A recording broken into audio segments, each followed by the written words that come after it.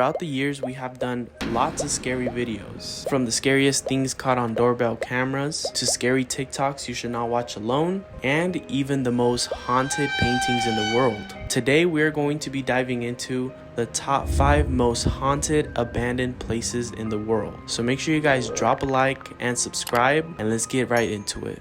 I love watching scary videos, so this is the reason why we do this to ourselves. We always record these kind of videos during the evening, and if you guys watch all those videos that we just mentioned, we literally always say, why do we record this in the evening? Today we're going to be diving into the top 5 most creepiest abandoned places. We're going to be showing you how it used to look and then how it looks like when it was abandoned. We have hotels, asylums, and a whole like nuclear power plant kind of deal. Drop a like, subscribe. We're on a road to 10K this year, so help us get there. Without further ado, let's get into the video.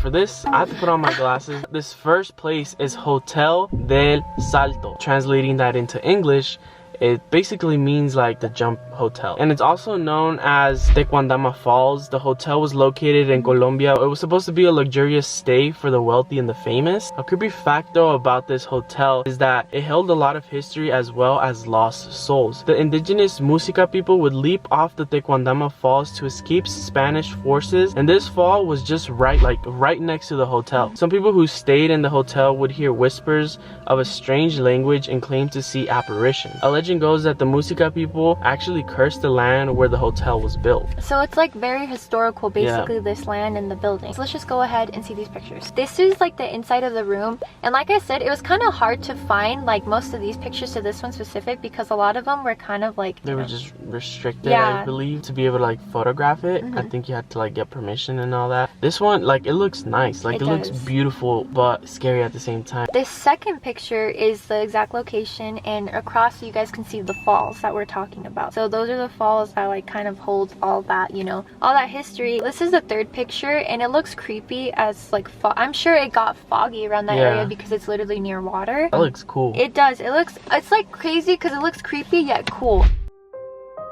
This one, I don't want to butcher it, so we will just put the name of it like at the corner. Yeah, I can't even try to say it, but it's a Psychiatric Hospital. And this hospital was first established in 1982 in South Korea. It is known to be one of the creepiest places in the world due to its terrifying history. But the story goes that many patients at this hospital began to die mysteriously. And this was kind of like one after another, so obviously it was weird. Some people believe that the patients who were dying were actually murdered by the hospital's owner, and he was accused of keeping the patients hostage. The owner was said to have gone insane working with the patients, that once he passed away, some believe even a ghost possessed his body and drove him to insanity. It's pretty brutal stuff. Before we go on to the rest of the story, I do want to show you guys the pictures before we leave. So this is the outside of the Psychiatric Hospital, and this is of course when it's abandoned. The way it's structured is kind of weird, but I guess like psychiatric hospitals are kind of like simple. So this is a picture I pulled off of the internet. I'm assuming because it was like underneath it, so I'm assuming this is one of the rooms that was abandoned. And if you guys can see, if we zoom into that, it says room 203, so that was the door to it, I believe. Look at those beds. And this is another one where it's like one of the rooms, maybe it's like the hospital office. Yeah, and that looks like one of those like rolling out beds where they strap the patients on. Let's just continue on with this story. So as much as I want to believe that story's true,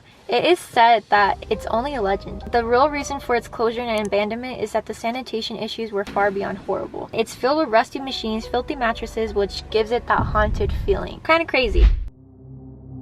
The third one is going to be the Forest Haven Asylum. This asylum was located in Laurel, Maryland, and is known as one of the most deadliest asylums in American history. It made its first appearance in 1925 to serve children who were mentally ill, handicapped, and children who just weren't able to function in a regular society. However, by the 1960s, cutbacks were made, so a lot of people just weren't able to get paid the amount they needed to be paid, you know? It began to affect the asylum. There were more unqualified employees, and a lot of programs were discontinued, which led the doctors, nurses, and caregivers to start to take out their frustrations on the patients, where they began to abuse and neglect them. After the asylum shut down, it was abandoned, and it is now guarded by the police, making sure that the public does not enter. This one definitely gave me the creeps. This is one of the pictures. This one is obviously like one of the rooms where the patients would stay at, and there's like a chair there. That looks pretty creepy. Yeah, that looks weird. Imagine just like going into this place trying to explore it. But imagine that moving by itself. Yeah, I was gonna say imagine it moving. I'd run out. This is the outside of it. So like you see all those broken windows and stuff. And this is another picture of the outside. So those two, the outsides look definitely different because this one, that might be like during spring Yeah. or like summer, and that looks like fall. Oh yeah, or winter I think right you're there. right. That looks creepy. Like I said too, I couldn't find a whole lot of pictures. Most of them were just like pictures of like literally like the building falling inward. Yeah. So it's basically an abandoned building that's Yeah. decaying.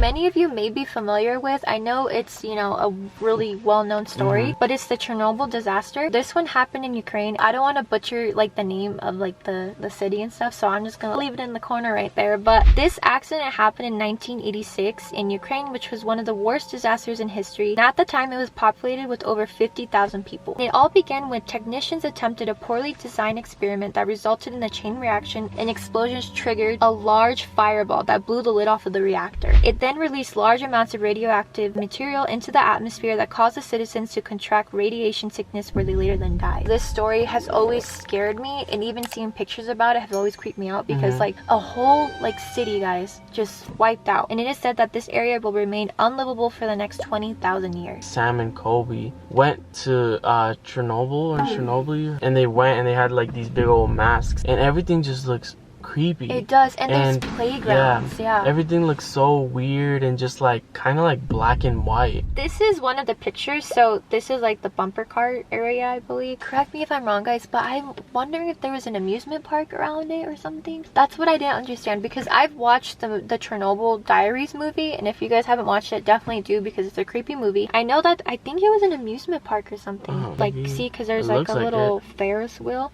That's an interesting one. I've never seen one seated that way. TV pictures. Yeah, and this is the building, some of the buildings, and the little tater-totter thing. And this one was weird in particular because of the dolls on the bed. That's very creepy. Yeah.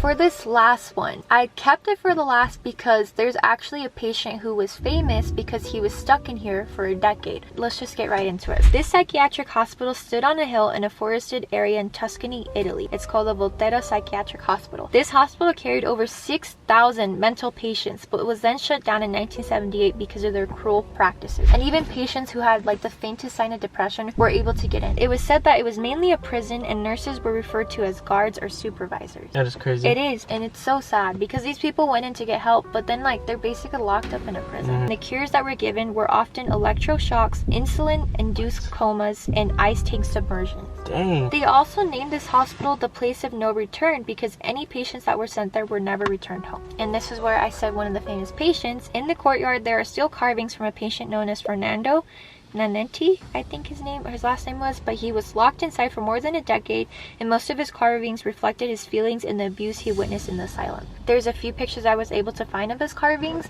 and they were pretty creepy looking. So there's this room.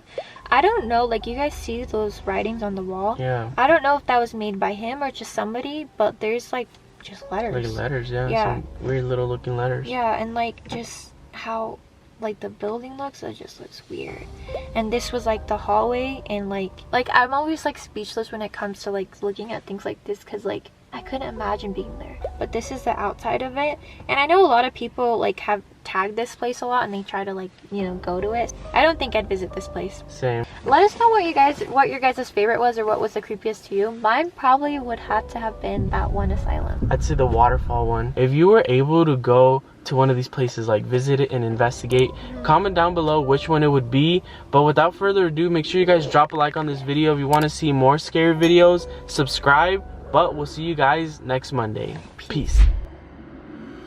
But for some odd reason, the following day, Frank and Patricia didn't hear from their daughter all day. Unfortunately, Frank said there wasn't a way that he could call her himself because since they were barely settling in, Christine hadn't set up a landline yet. But they didn't think too much of this because they figured Christine was out enjoying her college life and having a good time with her friends, and that she probably just forgot to call. So like we said, they really didn't pay any mind to it because they were also planning on heading to Gainesville to visit Christine in a few days. So fast forwarding to when Patricia and Frank get to Gainesville the next Sunday, they were parked outside of her apartment complex and they still haven't heard from her. They tried to contact some of their friends, but they were unsuccessful. So they decided to get off the car and make their way up to the second level of the apartment complex, which is where their daughter's room was located. As they're walking down the hallway, they can see something on Christina's door, and as they got closer, they noticed that there was a bunch of note cards taped to the front door of their daughter's apartment. As they read some of these notes, they grew extremely worried because they were written by some of Christine's friends and Sonia's friends who tried to stop by the weekend prior to them coming. These notes said things such as, "Hey Christine, we came to see if you'd like to come out with us, but since you didn't come to the door, we'll catch you next time. So the parents started to freak out, just like, you know, any parent would. So they began knocking on the door, calling for their daughter. But again, there was no response. Frank ends up spotting a maintenance worker who was on the lower level, and he runs over to get his attention and asks him if he'd be able to open his daughter's room because they're worried that something just isn't right and something might have happened to her. The maintenance guy ends up saying that he's unable to let them in the room without his manager's permission.